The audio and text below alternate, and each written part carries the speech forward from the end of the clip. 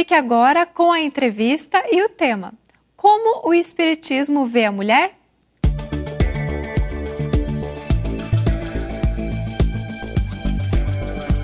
Olá! É muito bom estar com vocês novamente no nosso quadro de bate-papo de entrevistas do programa A Vida em Foco. Hoje nós trocamos de lugar.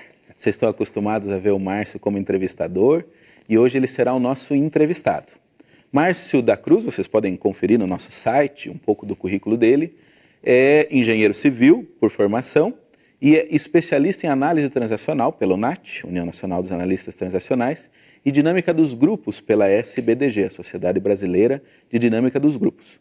Como nós estamos no mês onde se fazem as homenagens às mulheres, lembrando o Dia Internacional da Mulher no dia 8 de março, nós trouxemos o Márcio hoje para falar um pouquinho para nós sobre essa data, fazermos uma homenagem à mulher na visão espírita, um resgate a respeito da importância da mulher na nossa sociedade. Nós sabemos que a mulher, ao longo do tempo, sofreu muita desvalorização, foi violentada de uma maneira cruel e impune ao longo do tempo. E ainda hoje é necessário a gente tentar resgatar essa figura. Vê, estamos nos anos 2000 e ainda precisamos fazer um resgate da importância da mulher. Então, Márcio, conta um pouquinho para nós. Por que hoje nós vamos trazer no programa esse assunto, a visão espírita sobre a mulher? Exatamente por isso, Marcelo. Bom, primeiro, minha gratidão pela equipe do programa me ter colocado aqui na condição de entrevistado e eu espero não decepcionar. Espero contribuir, né, e para enriquecer esse programa que tem levado a mensagem espírita de maneira objetiva, de maneira lúcida, simples até, para o coração daqueles que nos assistem. Mas, Marcelo, exatamente por isso o interesse. Porque nós chegamos aí, né, no ano 2014, com dados que revelam a discriminação que a mulher tem sofrido e a violência. Em algumas regiões do Brasil, o que se fala é que de cada 4 mulheres, 3 sofrem violência doméstica. No Sul, em países considerados de primeiro mundo, 1 em cada 3 mulheres sofre da violência doméstica.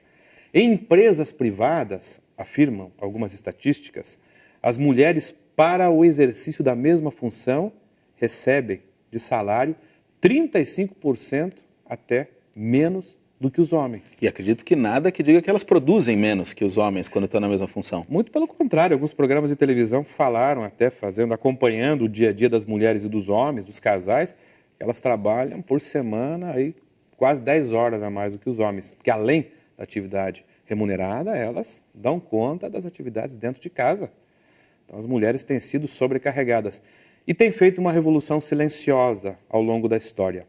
Por exemplo, esse Dia Internacional da Mulher, para que a gente não se alongue muito nas questões históricas, porque muita gente vai falar disso aí nesse 8 de março. Dá para olhar no Google, né? É só olhar no Google. Mas o Dia Internacional da Mulher surgiu de uma luta exatamente das mulheres para reduzir carga de trabalho, jornada de trabalho, né? Então, foi um esforço enorme, desde o início dos anos 1900. Mas curioso, Marcelo, que um dia eu assisti a uma entrevista de uma socióloga. Ela mulher, socióloga mulher. Mulher, né, catarinense, Salma Ferraz, e ela fez a defesa, né, do seu doutorado apresentando uma tese maravilhosa sobre o machismo, né, e lançou um livro na época, 1999, chamado Dicionário Machista. Então tá aí a capa, uma propaganda né, de graça que a gente faz para a doutora Salma Ferraz, o Dicionário Machista. E aqui ela faz uma pesquisa de como é que pensadores, filósofos, religiosos se pronunciavam a respeito da mulher. Você sabe muito bem, Marcelo, você foi universitário, do encanto que alguns filósofos materialistas exercem sobre o pensamento de muitos jovens. Nietzsche é um deles. Sim. Nietzsche lançou um livro chamado Assim Falava Zaratustra. O que pensava ele sobre a mulher? Vai ver as mulheres, não esqueça o chicote. Não esqueça o chicote. Por que será? Tem mais aqui, Marcelo. Eu separei alguns pensamentos para mostrar em que caldo está... Mas veja o nível do preconceito, né? E como nós avançamos um pouco até nesse sentido, a gente pode dizer então, porque hoje seria preso se ele fala uma coisa dessa. Isaac Newton. Isaac Newton. Sim. A mulher é o mais belo defeito da natureza. O mais belo defeito. No Eclesiastes, que compõe a Bíblia. Isso é para mostrar, de certa maneira, em que caldo estará mergulhado Jesus. Será que Jesus também discriminava a mulher? No Eclesiastes, então, é preferível a maldade do homem à bondade da mulher. No Talmud, o Talmud é um livro de interpretações. Você quer saber o que está escrito no Talmud, Marcelo? Ah, por favor, né? Vamos saber como é que era isso. É um livro em que os estudiosos, os rabinos, os mestres da lei judaica, faziam as suas interpretações de pontos, de aspectos que não estavam, segundo eles, muito bem aprofundados. Né? Como, por exemplo, o divórcio, o direito que o homem tinha de repudiar a mulher. O homem podia, sim, repudiar. 3 escolas se formavam, então, para poder entender como é que esse direito se dava na prática. O homem podia lavrar um termo de divórcio, dar na mão da mulher, ó, vai embora. Então, a escola, por exemplo, de Shammai, dizia que se a mulher fizesse algo muito vergonhoso, uma conduta sexualmente vergonhosa, imoral, então isso dava direito ao homem. Na escola de Hillel, se a mulher, por exemplo, fizesse um prato mal temperado, um feijão sem sal, né, um ovo era assim, motivo para separação. Na escola do Rabino Akiba, parece que é a escola preferida aqui do mundo ocidental, se o homem encontrasse uma mulher mais bonita, ele tinha direito de... daí já era suficiente. Bom, agora nós temos que saber então na escola de Jesus como é que era, mas isso fica para depois do nosso intervalo. Fiquem conosco. Iremos para um breve intervalo e logo voltaremos com a entrevista. Não saia daí.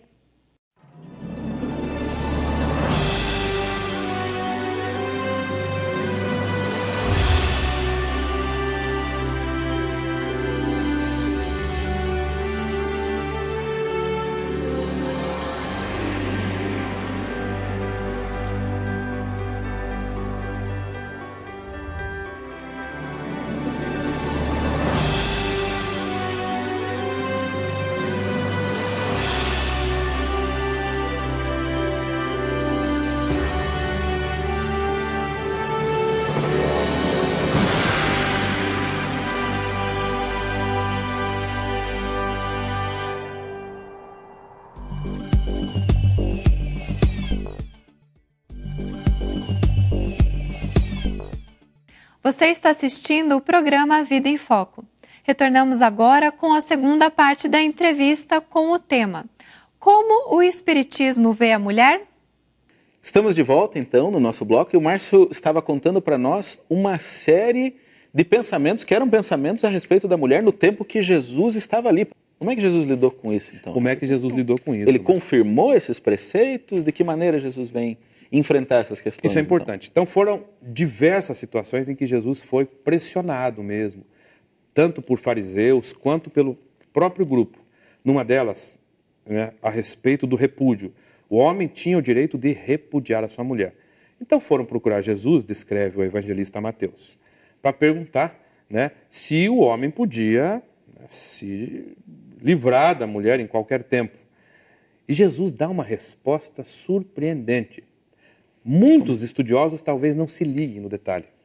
Jesus diz assim: no começo, Deus criou o homem, macho e fêmea o criou. Assim está escrito no Gênesis. Portanto, ele estava resgatando o texto. Resgatando o texto, a lei. Porque ele foi pressionado, a lei mosaica diz que o homem pode se livrar da mulher. Né? Pelos diversos motivos. Então ele vai na fonte, no Gênesis. Então, está escrito na lei mesmo, no Gênesis, que Deus criou o homem macho e fêmea, de modo que não será lícito ao homem separar aquilo que Deus juntou. Então, olhando de uma forma mais profunda o texto, ele não está se referindo simplesmente ao divórcio, na minha opinião. Né? Mesmo porque a indissolubilidade absoluta de uma relação, ela parece contrária, parece absurda. Imagina uma mulher que está sendo violentada, agredida o tempo todo, se ela tem que suportar isso, que vai ao nível da tragédia muitas vezes. Então ela tem sim o direito, né, de romper com essa relação e buscar uma relação saudável. Mas Jesus falava, acho que para o coração do homem, né, e tentando fazer com que ele enxergasse a mulher como parte da humanidade. Então, olhemos assim o texto. Deus criou a humanidade, homem e mulher. Não será lícito ao homenzinho aqui separar a mulher, segregar a mulher da sua condição humana. Então Deus está ali, Jesus está ali, aliás, colocando a mulher na mesma condição, no mesmo patamar.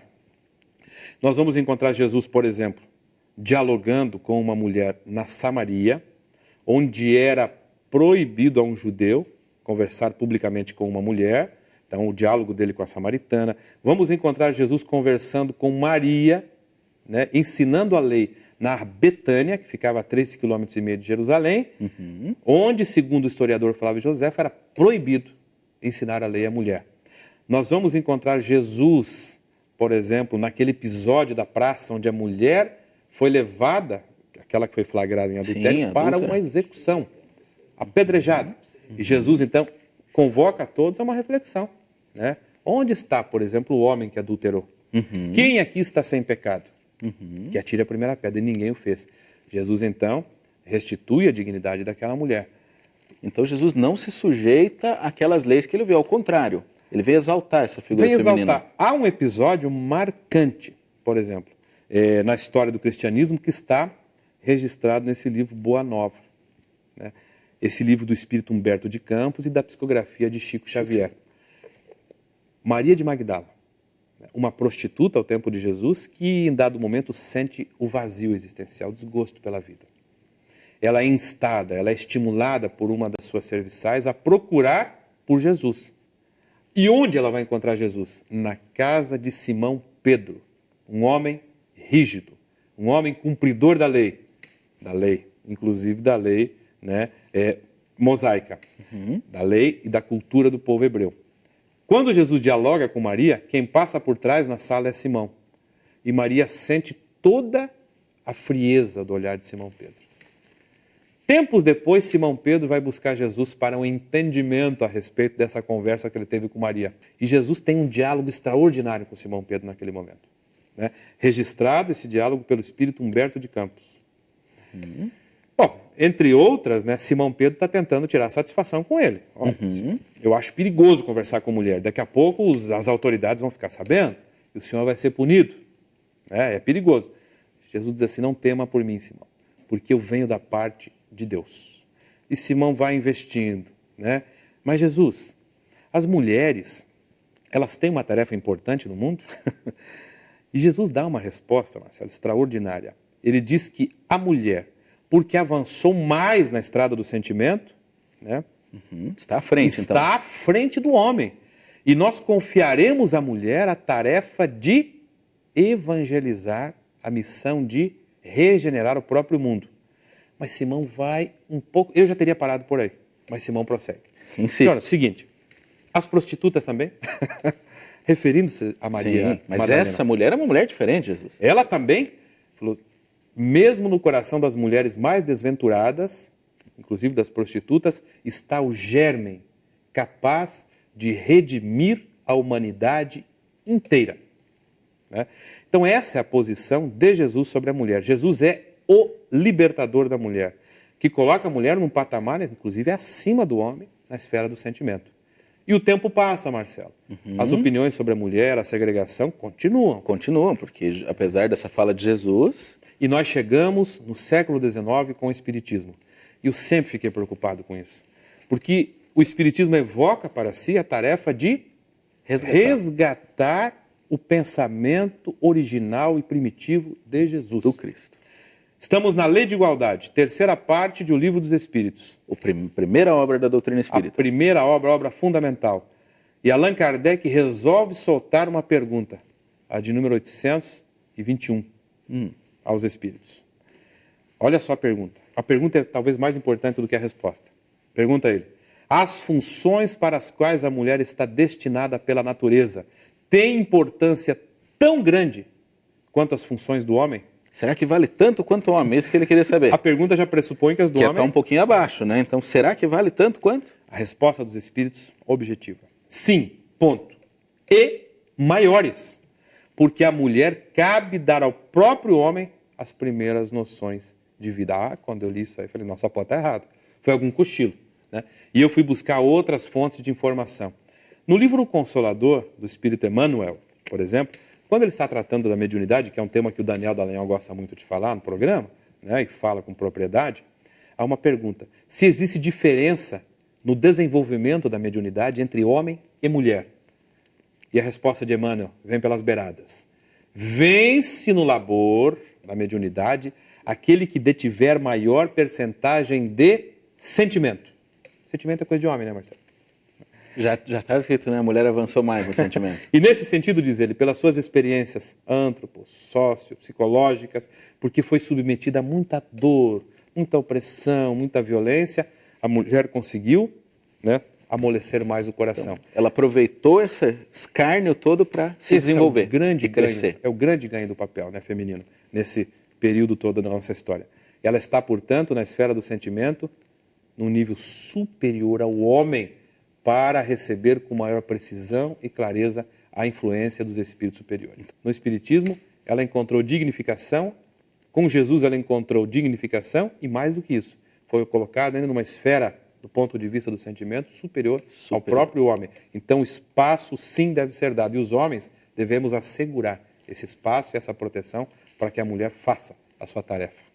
Agradecemos então essa homenagem à mulher. Espero que nós, homens, possamos estar resgatando um pouco do que já fizemos também de opressão às mulheres. Então agradeço, Márcia, a sua contribuição.